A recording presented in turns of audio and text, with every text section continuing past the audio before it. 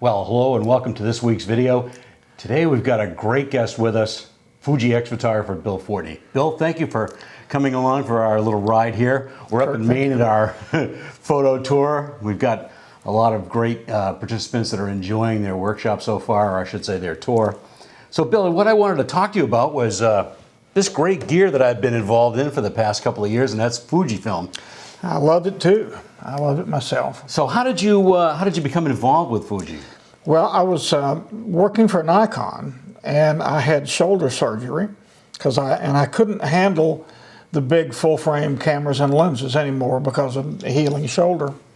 And I was working for Nikon, so I was hoping they would come out with something that would work for me. And they came out with the Nikon 1, which was a small camera, I remember that camera. I used that camera for a while. I couldn't wait to get my hands on one, and when it came, I was sorely disappointed. It was a great camera. It did well for Nikon, but it wasn't what I was looking for. I wanted something a little more high-end, a little more like a miniature Leica kind of camera. And so I was at Photo Plus working for Nikon at the booth, and I kind of made the rounds at the show to see if anybody was making something that I could use privately and quietly until I got my shoulder healed up. And I went to the Fuji booth, and they had the new X10, which was a little, had a pop-out lens, but it was real high quality. It was, I mean, built like a Leica. The lens was extra sharp. I fell in love with it, and I ordered one for B&H that day. And I kept it hid, and I mean, my boss knew that I had a camera that wasn't a Nikon camera, but I wasn't promoting it or anything like that. I was just, when I traveled for Nikon, I had a pocketable camera I could take out and shoot a picture. And a really strange thing happened. I started making some of the best images I'd made in years. And I think it was because it was so simple. I mean, there really wasn't much to it. Focus it, decide the exposure, and the quality of the lens was really good. And I started making great street images and travel images. And so I very quietly watched to see what they came out with next. And I got an X Pro 1 and ended up with an XE1 and had several lenses before I retired from Nikon. And once again, I was not in any way promoting the Fuji product. I just felt for my needs it was working. I kept it very quiet. And then when I retired, a number of my friends figured out what I was doing. And I was introduced to someone at Fuji who said, hey, now that you're not working for Nikon, can we help supply you with the gear you need? Because we'd love to have you shoot our stuff. And I said, well, I'm well on my way to doing that now. But anyway, I did eventually was asked to be an X photographer along with Jack Graham. And that was the beginning of a official relationship with them. But I was finished with Nikon. I had completed all of my non-disclosure agreements. I wasn't doing anything illegal or immoral. And I still love Nikon. I love the people at Nikon. I love their products. But I'm 75 years old, and I don't want to carry a D4 and a lens that weighs more than 3 or 4 things in my Fuji bag. So that's kind of how it got started. And the rest, I guess, as you can say, is history. Just my history. I love the stuff and enjoy it. Well, that's great. You know, I know where I'm coming from is from Canon, and it's pretty much the same thing. And I was introduced to Fuji from several people. Yep. And I ended up, you know, buying a lot of used gear. You know, the cameras are fairly new. This XH1 here is used, but right away I understood the Fuji system. Yeah. And was able to get acquainted with the system enough so that I could be immediately making good images. Well, and both of us, you and I both came up through photography at a time when cameras had a shutter speed knob, an aperture ring, a way to set, of course, ISO was set by the kind of film you put in them, but I mean, we were familiar with those controls. And when Fuji came out with it, particularly with the XT1, all of a sudden I had a film-like camera again in the size and quality that I wanted. and it was real familiar to me. Right. And I thought, and I know a lot of people who like Fuji. It's because they're like us. They came up through photography from another era, and used Leicas and the early Nikons and early Canons that had all those mechanical knobs. I always hated when Nikon got rid of the aperture ring on their lenses. I'm so used to doing this. And so, it felt right. The other thing that really, the two other things that really got me were that I've always been a Nazi about lenses. I love great glass, and Nikon had a reputation for having great glass. And I tested a lot of Nikon glass and a lot of Canon's glass and other people's glass when I worked for Nikon. And I was pretty familiar with who was making really good glass. Boy, when they started the X system and started putting out lenses, they were at least as good, if not better, than most of the lenses I'd shot from anybody else. And they were smaller and more compact. And the last thing was, and you know this, once I was away from Nikon and using Fuji, people would call me and say, should I switch? Well, I don't want to be the person to tell somebody they should do that. That's a personal decision. But what I would always say is rent a Fuji body and a couple of lenses, shoot it and see what you think. And 98% would call me back and say, I've never gotten color like this. I've never gotten images that I'm as happy with as these, and I'm switching.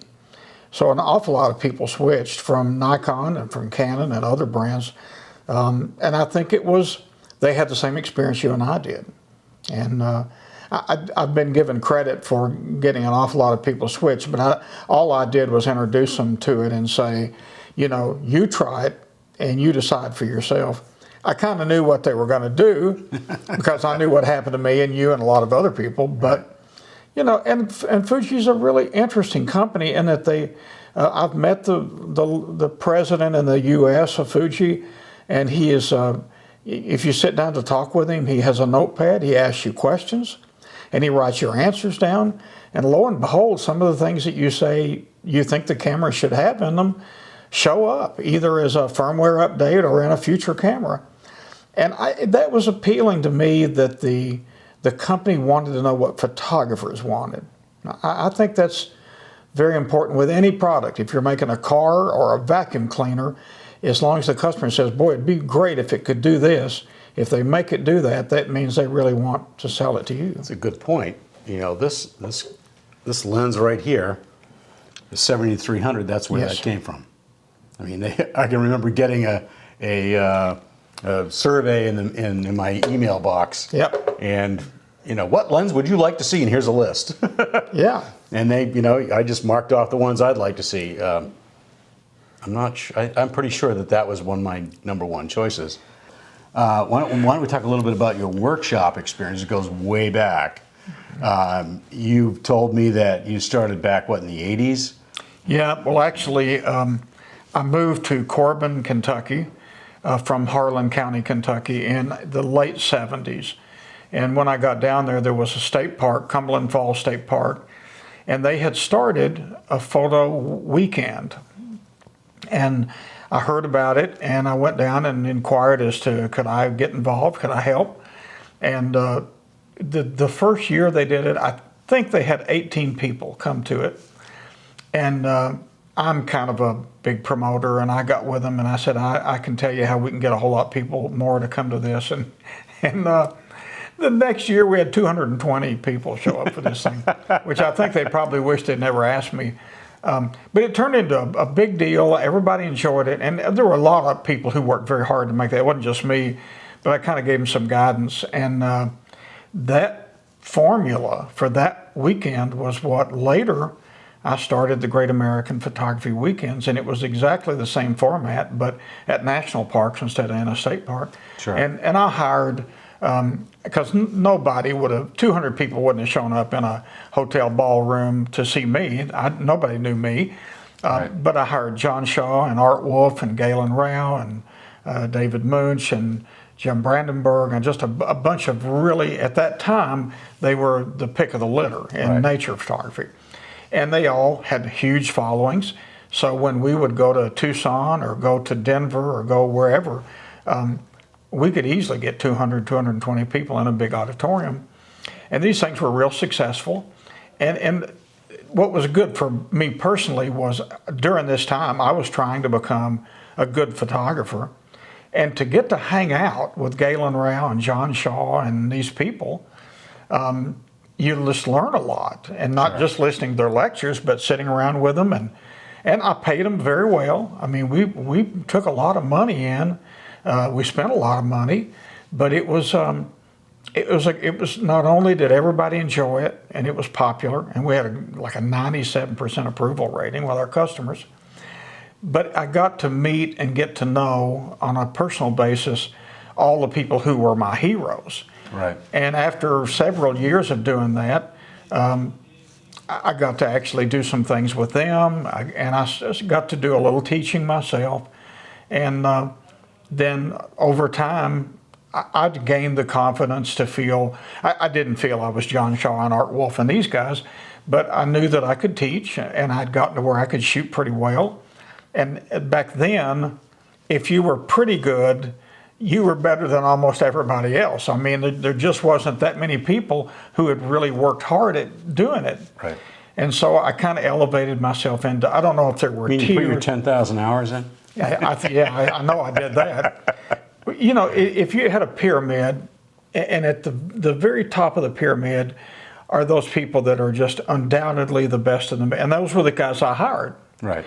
And then there was a level right below that of people who were approaching getting to be in that category. They weren't there yet, and they weren't known like those guys, but they were getting very competent. And I kind of wormed my way into that level there.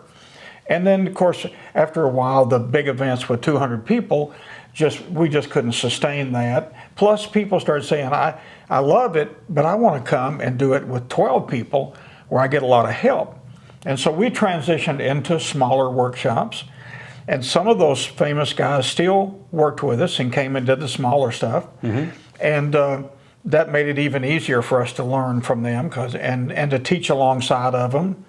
And then after a while, that just went away. We weren't hiring the big names. It was just us.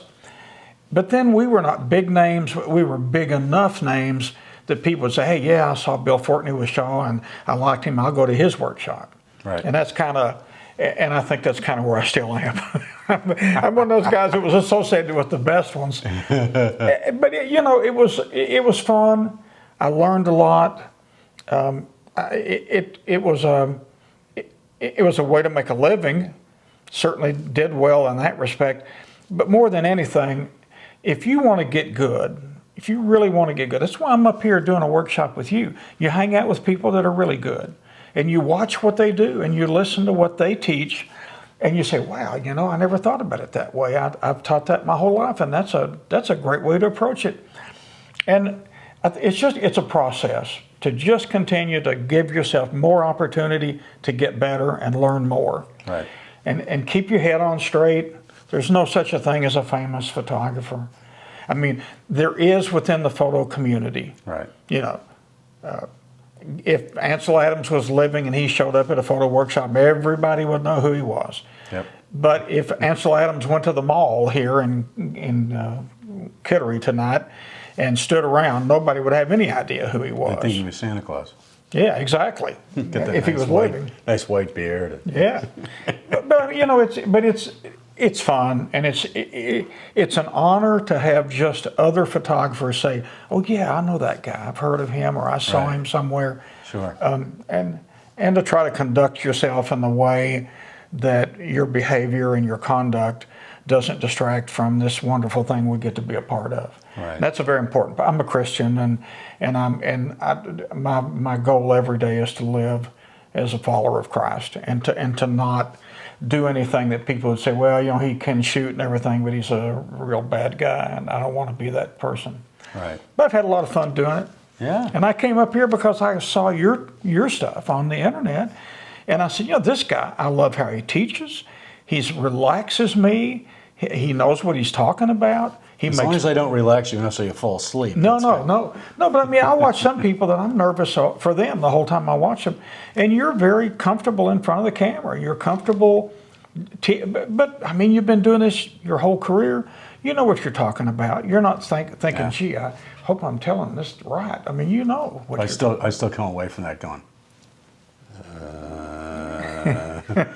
And I have to say, some of my subscribers have, and thank you. Some of my subscribers have said, Kirk, you can do that with. I'll tell you, I found out one really cool thing. I said, boy, I wish this video camera that I'm using.